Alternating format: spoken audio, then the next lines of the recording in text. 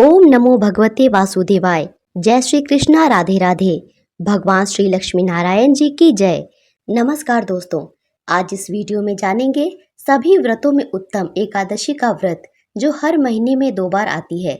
आश्विन मास के कृष्ण पक्ष में आने वाली एकादशी को, जिसे इंदिरा एकादशी कहते हैं और इसे पितृपक्ष की एकादशी भी कहते हैं। तो आज इस वीडियो में जानेंगे कि इस व्रत का क्या महत्व है, यह व्रत हमें कब रखना है, एकादशी की तिथि कब से प्रारंभ हो रही है, कब समाप्त होगी, पारण कब होगा, उसका शुभ मुहूर्त क्या है और किन किन बातों का व्रत में हमें ध्यान रखना चाहिए। और आज के दिन शंख का एक बेहद अच्छा उपाय मैं आपको बताने वाली हूँ और भी बहुत कुछ मैं आज आपके साथ इस वीडियो में शेयर करने वाली हूँ। तो बने रहेंगे वीडियो के अंत तक और हिंदू धर्म के सभी व्रत त्योहार और उन त्योहारों में किए जाने वाले ज्योतिष उपाय की सही और सटीक जानकारी समय से पहले पाने के लिए मेरे इस चैनल को सब्सक्राइब करेंगे। और अगर आपको मेरी वीडियो अच्छी लगी तो मेरी वीडियो को लाइक करेंगे। तो चलिए वीडियो शुरू करते हैं और सभी महत्वपूर्ण बातें जान लेते हैं। हम लोग एकादशी का व्रत बहुत बड़े पर्वों में से एक मानते हैं और इस व्रत में 3 दिन का नियम करते हैं। व्रत के पहले वाले दिन दशमी तिथि के नियम विधि का पालन करते हैं और व्रत के बाद वाले दिन पारण करते हैं। तो आश्विन मास के कृष्ण पक्ष की एकादशी में इंदिरा एकादशी मनाया जाता है। वैसे तो सारी एकादशी भगवान विष्णु को समर्पित होती है, पर यह एकादशी भगवान विष्णु के साथ पितरों को भी समर्पित होती है। जैसे पितृपक्ष में लोग अपने सारे काम अपने पितरों के निमित्त करते हैं, तो पितृपक्ष में आने वाली इस एकादशी में भी लोग इस एकादशी का व्रत करके अपने पुण्य को अपने पितरों को दान में देते हैं, जिससे उनके पितरों को मोक्ष की प्राप्ति होती है। भगवान श्री कृष्ण ने खुद धर्मराज युधिष्ठिर को इस व्रत का महत्व बतलाया था और ऐसा भी मानते हैं कि इस व्रत को करने से यमलोक से मुक्ति मिलती है। इसमें पितरों का उद्धार होता है और हर तरह के पाप मिट जाते हैं। ये तो हम लोग जानते हैं ना कि एकादशी का व्रत करते हैं और उस व्रत के पुण्य को हम लोग किसी को भी दान कर सकते हैं। अब जानते हैं कि कब से शुरू हो रही है यह एकादशी और इसकी तिथि। वैदिक पंचांग के अनुसार आश्विन कृष्ण पक्ष की इंदिरा एकादशी तिथि की शुरुआत 27 सितंबर को दोपहर 1:20 से होगी और इस तिथि का समापन 28 सितंबर को दोपहर 2:49 पर होगा। इसीलिए उदया तिथि के अनुसार हम लोग किसी भी पर्व को उदया तिथि के अनुसार ही मानते हैं। तो इस साल इंदिरा एकादशी व्रत 28 सितंबर शनिवार को रखा जाएगा और इसका पारण 29 सितंबर दिन रविवार को होगा और पारण का समय भी सुबह 6:13 से लेकर 8:36 तक है। एकादशी के इस 3 दिवसीय व्रत का नियम दशमी से ही शुरू हो जाता है। दशमी के दिन ही बाल धो लेना होता है, शुद्ध साफ वस्त्र पहनने होते हैं, प्याज लहसुन नहीं खाना होता है, बैगन, मूली, साग, मसूर की दाल, जो सब अशुद्ध चीज़ें हैं उनका सेवन नहीं करना होता है।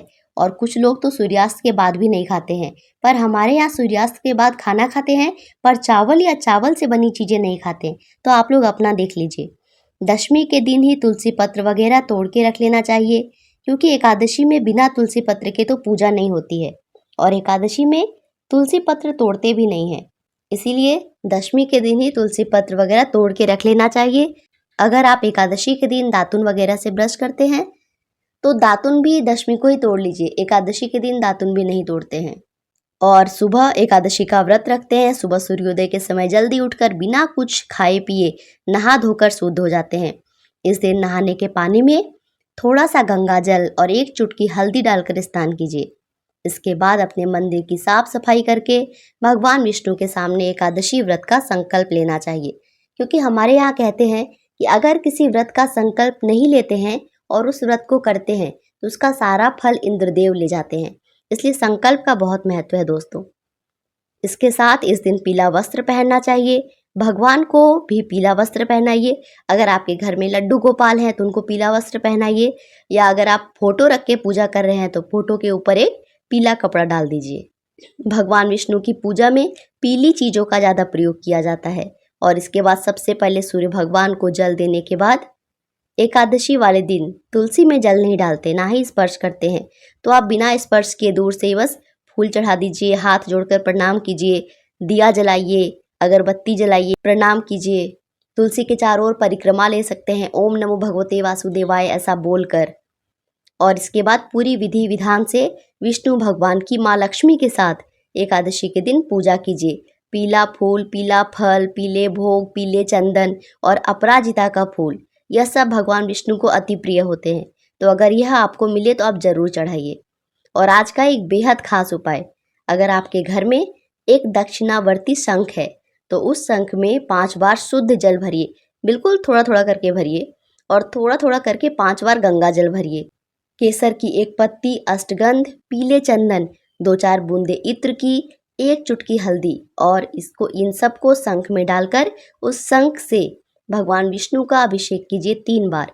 ओम नमो भगवते वासुदेवाय ऐसा बोलकर 3 बार जल चढ़ाइए और थोड़ा सा जल उस शंख में बचा लीजिए। उस जल को अपने ऊपर और अपने परिवार के सभी सदस्य के ऊपर छिड़किए, और इससे आपके घर में जो सकारात्मक बदलाव होगा आप मुझे कमेंट में ज़रूर बताइएगा। यह एकादशी का एक बेहद अचूक उपाय है। और इसके बाद पंचामृत वगैरह से भी भगवान का अभिषेक कराइए। आप जैसे पूजा करते हैं वैसे कीजिए, भगवान भाव के भूखे होते हैं।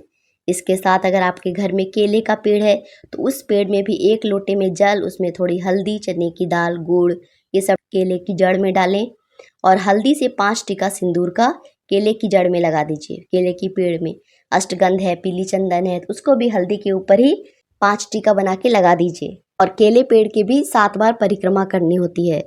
और पूजा करने के बाद एकादशी व्रत की कथा और आरती करते हैं। आप भगवान विष्णु के साथ माता लक्ष्मी की भी आरती जरूर कीजिए।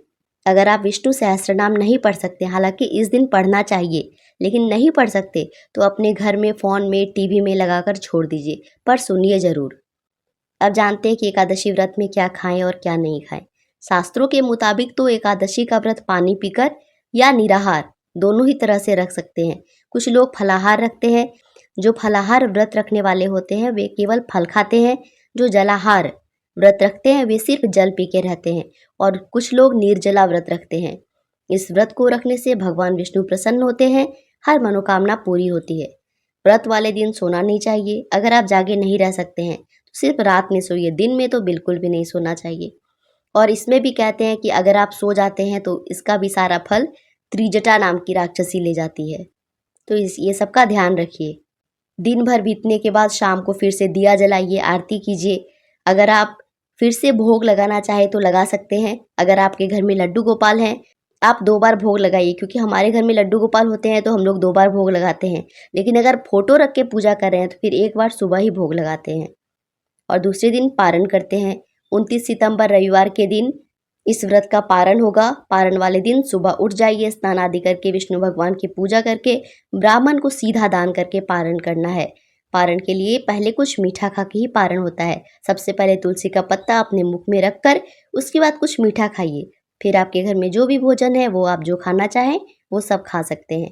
इस दिन कुछ दान का भी विशेष महत्व होता है। इंदिरा एकादशी व्रत के दौरान घी, दूध, दही और अन्न का दान करना बेहद शुभ मानते हैं।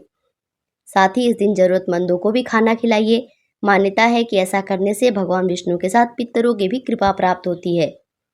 इस दिन हो सके तो मिट्टी के बर्तन में पानी भरकर दान कर दीजिए, ये बहुत जरूरी है। इससे पितर भी प्रसन्न होंगे और एकादशी का भी फल आपको मिलेगा। किसी मंदिर में भोजन या अन्न का दान कीजिए। और तुलसी पेड़ के पास सुबह और शाम घी का दिया जरूर जलाना चाहिए। और आप जानते हैं कि एकादशी वाले दिन क्या नहीं करना चाहिए। इस दिन व्रत करने वाले व्यक्ति को सुबह देर तक नहीं सोना चाहिए, गुस्सा नहीं करना चाहिए, घर में किसी भी तरह का वाद विवाद या क्लेश से बचना चाहिए। तामसिक भोजन नहीं करना है, तामसिक भोजन बनाना भी नहीं है। ईमानदारी से रहिए, सही काम कीजिए और गलत काम से करने से बचें। तो ये थी बी प्लेस्ड एस्ट्रो की तरफ से इंदिरा एकादशी से जुड़ी सारी जरूरी जानकारी। अगर आपको इससे संबंधित कोई समस्या समझ में आए तो आप कमेंट करके पूछ सकते हैं। वीडियो देखने के लिए धन्यवाद। और अगर वीडियो अच्छी लगी तो लाइक ज़रूर कीजिएगा।